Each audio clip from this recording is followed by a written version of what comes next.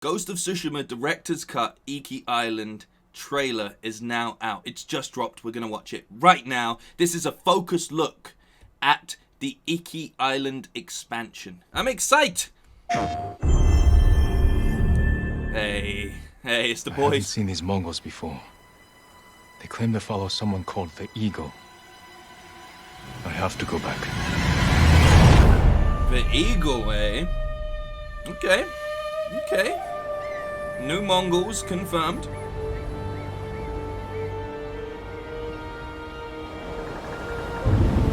Taking the horse with us, I respect it.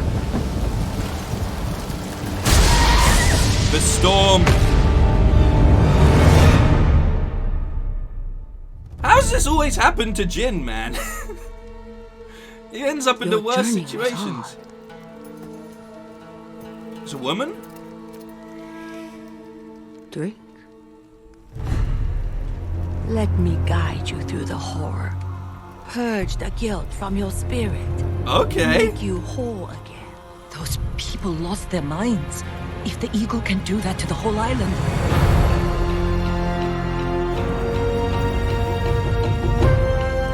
What's a samurai doing on Iki Island?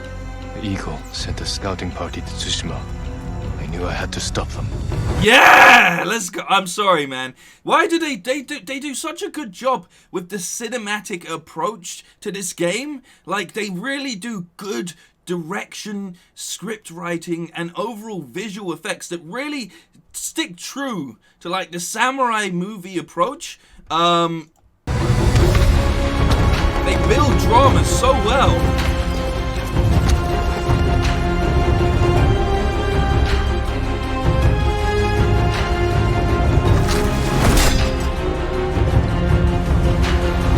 New outfits confirmed.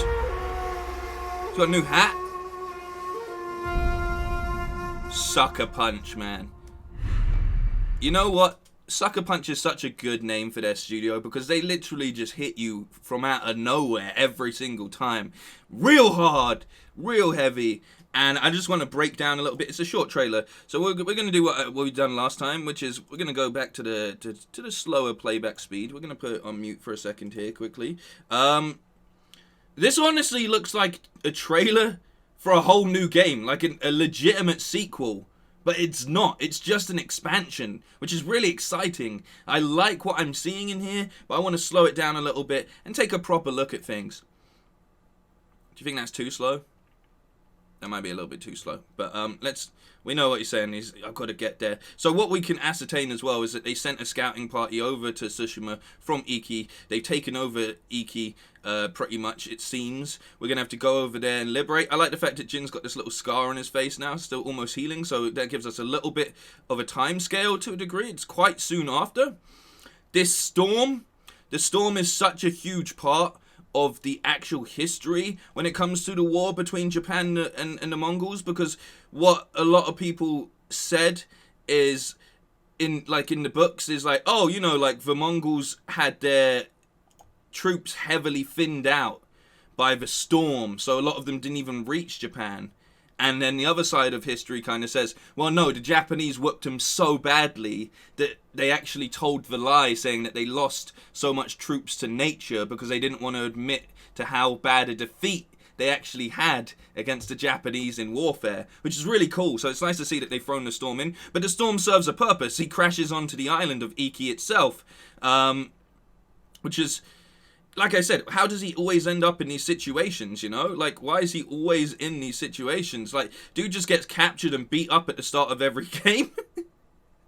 Like, so, you know, I think it's a good way, though, of us as we introduce this new enemy, the Eagle.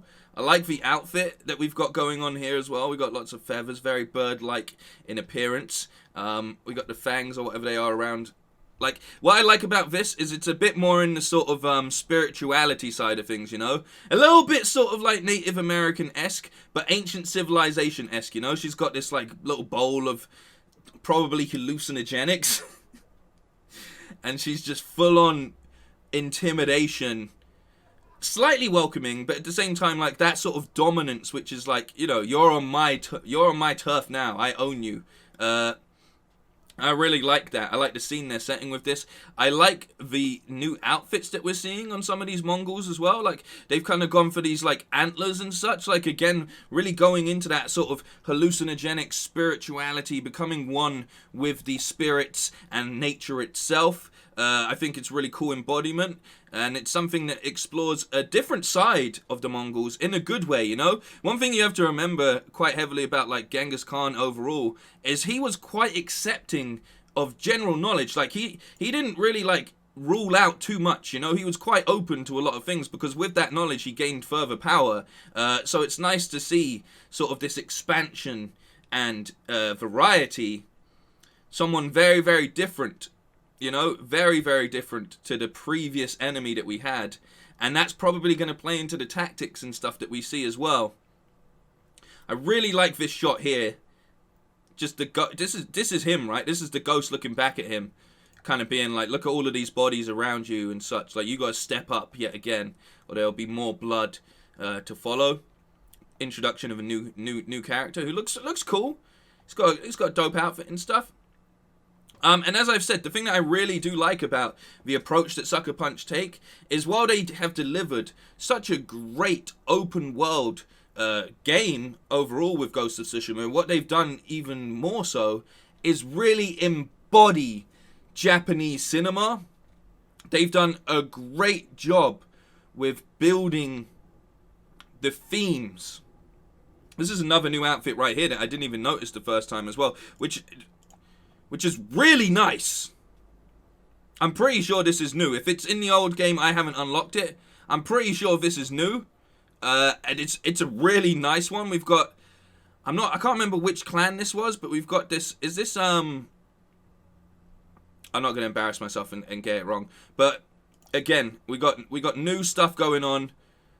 Which says to me there's going to be a lot more collectibles and unlockables yet again.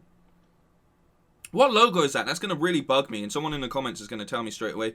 We've got the fireworks in here as well. Everything looks a bit cleaner as well, doesn't it, for the director's cut? Like, the graphics look vastly improved. Even though it's still the same game, they've definitely polished things up, which is good to see. Very, very good to see, you know? We've got Jin in the doorway here. Is this the... No, is this the eagle here? Very similar outfit. Could be related to the eagle, if not. Could be on the other opposing side. We'll find out. It's nice to see that there's a whole bunch of new characters. This shot is cool as well. And if you actually look at this shot for a second, if you break this down, this is young Jin right here. This is the Jin that we saw in the flashbacks with our uncle and stuff. You can tell by not only the size, but actually if you look at the side of his face, he's much more youthful. This is young Jin, so maybe this is either, I'm going to say we're going to go with either a hallucination tied into what we've seen at the start, or he visited Iki at one point in his past, but this kind of looks like a dreamlike scenario. But this is definitely young Jin here, which means we're going to get even more of a look into his past. I said this in the previous trailer. I love the fact that they're incorporating so much more colors into this game now. I think that really helps with theming. I really do like this red outfit. It's really awesome. And overall, it's just looking really, really good, to be honest. And then we get yet again another new outfit, which if you take a second to stop and look at the furious monkey here on the baboon. Even looks more like a baboon. That's really cool. Again, just great attention to detail. All of these things. I love the fur on it. It's just one hell of a great franchise that they've got going on here. And also, mirroring the monkey on the arm itself.